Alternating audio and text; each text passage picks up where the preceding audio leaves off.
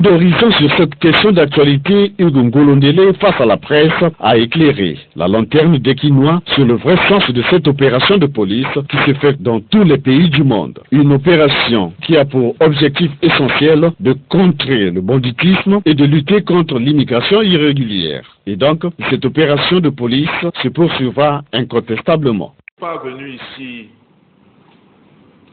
pour présenter des excuses publiques.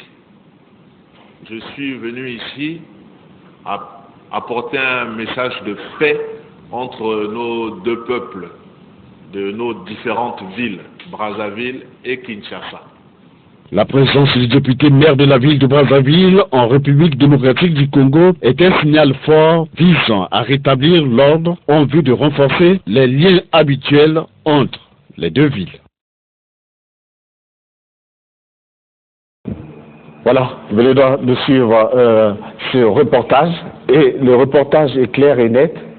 Hugo Ngolondele n'a pas demandé pardon, comme a affirmé tout à l'heure notre confrère de la RDC, Sadio Kanté. Mais si c'est pour la stabilité des populations des deux pays, il y aurait pas eu de problème qu'il ait présenté. Bon, quelqu'un qui apporte un message de paix ne va pas qu'elle présente ou pas le discours, c'est la paix qui est importante. Même s'il avait fait, ça l'aurait davantage grandi et certainement contribué à mettre la stabilité. Mais moi, ce que je n'ai pas compris, il y a un peu de confusion. Est-ce que Mbata Yaba Kofi, Yaba Kolo, Mbata Yaba Kolo égale opération Kuluna ou expulsion des sujets de la RDC? Donc il y a autant de sujets. Non, Mbata Yaba Kolo, c'est une opération pour éradiquer le phénomène Kuluna et mettre fin à la situation des étrangers en situation irrégulière. Mais jusque-là, on a vu que, voilà, l'action, ça s'est accentué sur les sujets de la RDC, donc ça peut prêter à confusion. Ce que je demanderais à nos autorités, c'est une opération de communication beaucoup plus claire. C'est-à-dire trop de communication dans ce cas-là ne tuerait pas la communication parce que ça permettrait à chacun de comprendre ce qui se passe, les enjeux, parce qu'on peut penser qu'il y a des choses qu'on ne nous a pas dit, qu'il y a beaucoup de non-dits dans ces choses-là, quand on voit que les réactions par rapport à un peuple qui est quand même expulsé sont souvent molles et que ce soit les journalistes qui doivent pouvoir prendre le relais, qui frôlent la haine et la déstabilisation de part et d'autre.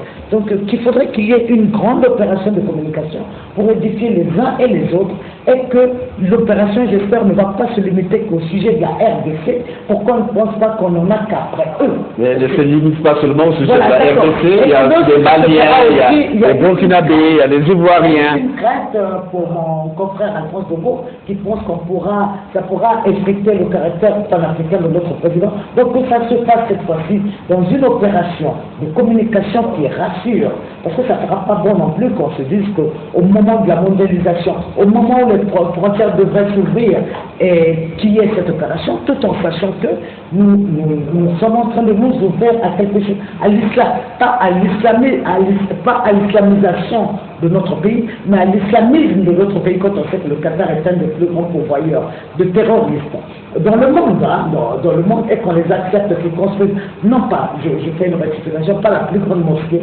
mais la grande mosquée. C'est pas la superficie qui compte, c'est la grande mosquée de l'Afrique centrale. Ça veut dire que le pèlerin centrafricain, le pèlerin de la RDC, tous les musulmans de l'Afrique centrale auront pour base de référence pour prier la mosquée ici à Brazzaville, ce qui est dangereux et qui est une autre porte ouverte à un autre aspect de la gestion de nos frontières, ce qui est déjà difficile avec le peu qu'on n'arrive pas à gérer, et que moi je trouve que tout dernièrement j'étais à un fondo, les gardes-côtes m'ont dit que quand nos sujets traversent, ils ont des problèmes quand ils vont pêcher là-bas. Or, eux, les RDCiens traversent pour venir pêcher nos poissons, sans que ça pose problème. Donc nous prenons du temps à réagir, et lorsque nous réagissons, nous ne savons pas communiquer. Une bonne opération de communication fera qu'il y aurait moins de dérapage médiatique ou policière, comme on les a connus là, voilà, je pense. Voilà, moins de 5 minutes pour terminer cette émission. Alors, Guy Benoît de Victor. Oui, merci beaucoup. Je crois qu'il ne faut pas que nous fassions. Nous voulions d'une chose et de son contraire. L'opération Mbata Yaba Kolo devait commencer toujours quelque part. On ne peut pas demander à la police congolaise de mener le front partout. on doit commencer quelque part. On a commencé par le sujet RDC. Je ne peux pas leur demander aujourd'hui, au même moment qu'ils sont en train de pourchasser les malfrats qui viennent de l'autre côté, ils se mettent encore contre les Libanais. À la fin, ça serait compliqué. Laissons-les finir la première opération et après, il va aller. Bon, maintenant, j'étais en train de vous dire une chose. Alphonse était en train de jeter les fleurs sur la presse publique de Kinshasa. Non, la presse publique relaie les mêmes choses. Je vous prends pour exemple, Congo Histoire, ça se passe sur RTNC. Ça raconte des choses même c'est plus grave que ce qui se passe sur certains médias privés. Et ça, je suivis. Les deux RTNC 1, RTNC 2, ils racontent les mêmes choses, ils organisent les plateaux à propos de cette opération-là. Mais moi je crois, chez nous ici, madame a dit qu'il faut qu'on communique. Oui, nous devons communiquer, mais dans la tête des Congolais de Brazzaville, l'opération est claire. On communique pour expliquer à qui? À eux, leurs propres autorités, leur expliquent, mais ils ne comprennent rien. Eux, ils ne comprennent rien. On va expliquer, on va communiquer pour expliquer à qui? Ils ne comprendront rien parce qu'ils ne nous aiment pas. Ils aiment seulement le bonheur chez nous c'est l'Eldorado. Ils n'aiment pas les Congolais parce que moins de problèmes, moins de dérapages. Vous voyez la véhémence avec laquelle ils tuent ici nous. Moi, je crois que nous devrons comprendre une chose. Ici, les frères de ne sont pas comme les oiseaux qui n'ont pas besoin de passeport. Il ne peut pas rentrer n'importe où, la migration comme ça. Non, il faut qu'ils sachent que pour venir s'établir sur la terre des autres, il faut avoir les papiers. C'est ça qu'on veut d'eux. Le reste, on ne peut pas changer tout le monde. Il y en a qui sont encore là. Voilà. Il y en a qui travaillent même vers nous médias. Pour votre gouverne, l'opération Baté-Abako ne concerne pas seulement les populations, sinon les ressortissants de la RDC, c'est tous les étrangers vivant au territoire du Congo. Je suis d'accord, je dis que je ne veux pas en situation irrégulière. À la fin, on n'a pas fini avec les voilà, mais les Congolais derrière. Il y a des Maliens qui sont interpellés. Oui, mais moi j'ai suivi l'ambassadeur du Sénégal sur vos antennes ici, demander à tous les Sénégalais de venir se faire enregistrer, de dire comment on obtient les papiers. L'ambassadeur du Sénégal, la dame là, sur vos antennes, elle était en train de communiquer, demander aux Sénégalais de venir. Ça veut dire... un peu confusion, ou ce qui donne un peu l'impression que ça se passe seulement pour les... Non, j'ai dit, on ne peut pas demander, je dis... Ils sont les plus nombreux. Non, j'ai dit, ils sont les plus nombreux. On finit d'abord avec eux. Il y a un Sénégalais, il y a 1000... Mais voilà, on commence d'abord avec la RDC, on finit, on va sur les autres. Modeste les gars, rapidement, en quelques secondes. Merci beaucoup, Emery Obarbi. Moi, je pense que il faut mettre beaucoup de vin beaucoup d'eau dans notre vin pour éviter d'embraser vraiment la situation. Parce que ce que dit le journaliste est souvent pris par la population comme parole d'évangile. Donc nous sommes là pour faire en sorte qu'entre les deux peuples, malgré cette opération, qu'il n'y ait pas de véritables problèmes. Bon, et également, je voudrais suggérer au garde de la RDC, notamment à celui qui disait qu'il y a des infiltrés parmi ceux qu'on renvoie, il faut faire excessivement attention. J'ai rencontré ici des jeunes de la RDC qui sont venus ici à 10 ans. Il vient ici à 10 ans, il a grandi ici, aujourd'hui il a plus de 30 ans. Il vit au Congo-Brazzaville.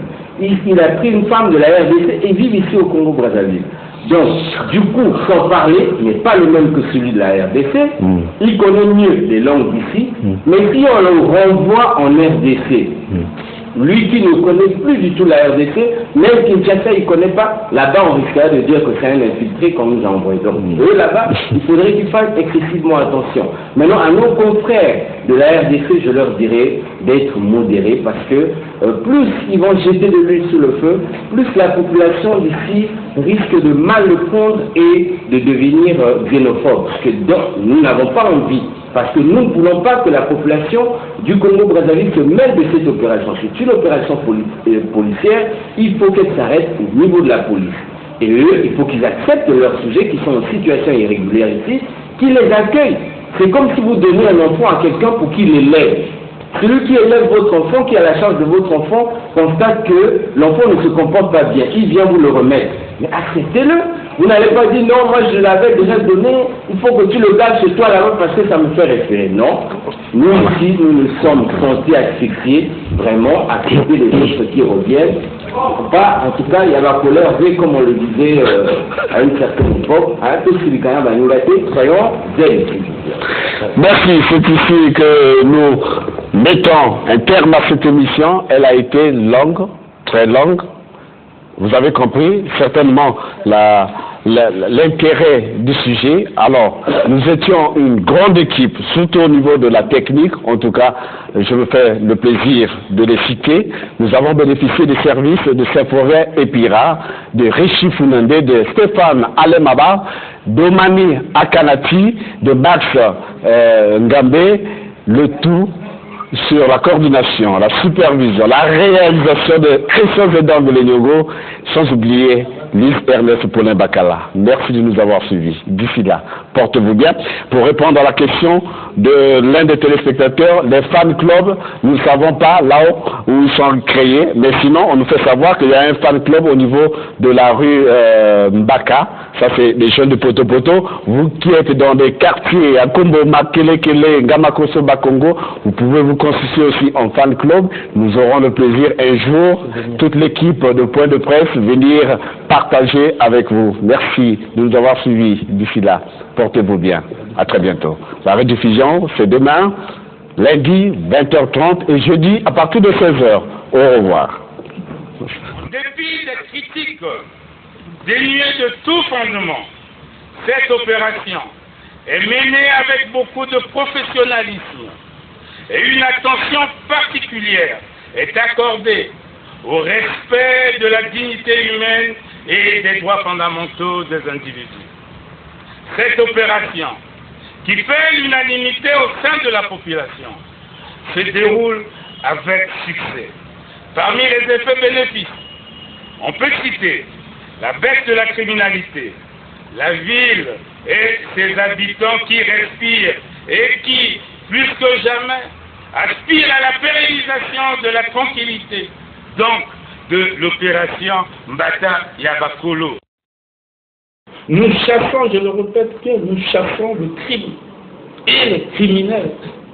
Nous ne chassons pas des nationalités.